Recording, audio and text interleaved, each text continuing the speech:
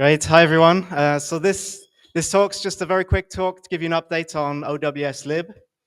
So OWSLib is a Python library for working with OGC web services. It's been around for a long time. So the aim of this talk is just to remind people that it's still there. It's still maintained. It hasn't gone away. It's been around since 2006. And then gradually over the years, more and more support for different protocols has been added. In 2015, we got the Python 3 support. And from 2020 onwards, Tom Kralidis has started implementing all the new OGC API features and protocols. So this is a list of everything it supports from kind of the XML protocols. WMS and WFS are the kind of most used ones, but there's all sorts of wild and crazy OGC protocols that it supports as well.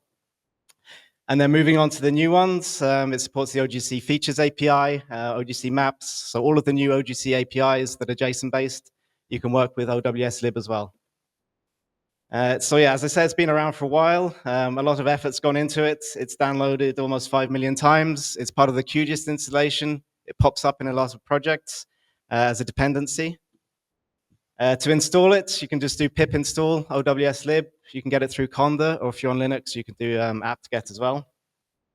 And just to show you quickly some Python code. So if you want to download an image from a WMS server, you connect to the server, the web map service, you get the data, and then you can save it to an image on your disk.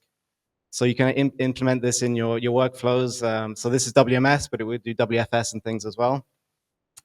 And then the newer OGC Maps API, you can see it's got a similar approach. So again, you can use the same library for connecting to older servers, newer servers, and you get the image you see in the background. As I say, it pops up in a lot of places. So if anyone did the GeoPython workshop this week or did the diving into PyGeo API, then OWSLib is a useful library for testing your servers with a Python client. So really, yeah, the main thing is just to say that it's still alive and well. There aren't many talks about it because it's been around for so long. There's not that much new apart from the new protocols. But yeah, it's still maintained and supported, and the new OGC APIs are being implemented. So yeah, try it for yourselves in your Python workflows. Okay, thanks for listening.